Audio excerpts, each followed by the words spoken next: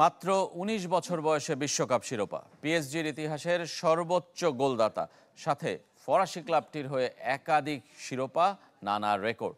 তবে champions league শিরোপা এখনো অধরা কিলিয়ান এমবাপ্পের।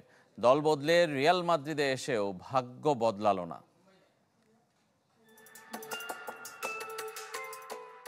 অভাগা যেদিকে যায় সাগর শুকিয়ে যায়। রিয়াল মাদ্রিদ সমর্থকদের চোখে সেই অভাগার নাম কিলিয়ান এমবাপ্পে। ফুটবলের সব সাফল্যই যার আছে, নেই শুধু চ্যাম্পিয়ন্স লিগ শিরোপা।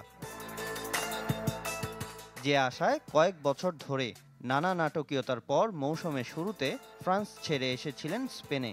চ্যাম্পিয়ন্স লিগের সাথে লস ব্লাঙ্কোদের আত্মিক সম্পর্ক। টানা ৫ মৌসুম অন্তত সেমিতে খেলেছে স্প্যানিশ জায়ান্টরা। এবার সে আশায়ও গুড়ে বালি। ফ্লপ এমবাপ্পে, ব্যর্থ রিয়াল মাদ্রিদ। কোয়ার্টারেই থামল, শেষ ৫ ম্যাচে গোল দূরে থাক, একটা অ্যাসিস্ট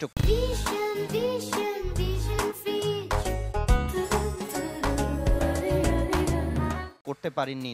আর্সেনালের সঙ্গে ২ লেগে শুধুই নিজের ছায়া হয়ে খেলেছেন। কারিগরি অর্থ দিয়ে এমবাপ্পেকে দলে ফেরানোয় যারা গত ১ দশকের মধ্যে রিয়ালের সেরা রিক্রুট ভেবে প্রশংসা করেছিলেন, তাদের কণ্ঠেই এখন ভুলের বার্তা। এমবাপ্পের কারণে রিয়াল একাদশের ভারসাম্য নষ্টের কথাও বলেছেন ফুটবল এক্সপার্টরা। দল ব্যর্থ, নিজে গোড়ালির ইনজুরিতে মাঠ ছেড়েছেন। চ্যাম্পিয়ন্স লিগ আশা শেষ, লা লিগা জেতাও অনেক যদি কিন্তুর উপর নির্ভর করছে। এমন মৌসুম রিয়ালকে নিয়ে শেষ কবে কে ভেবেছে? উল্টো দিকে যে পিএসজি ছেড়ে এসেছিলেন এমবাপ্পে, তারাই তারকাহীন দল নিয়ে পৌঁছেছে সেমিফাইনালে। রিয়াল থাকলে পুরনো ক্লাবের সাথেই শেষ ৪-এ দেখা হতো এমবাপ্পের, যিনি কিনা চেয়েছিলেন পিএসজির আগেই ক্লাব ফুটবলের সেরা স্মারকটাকে ছুঁয়ে দেখতে।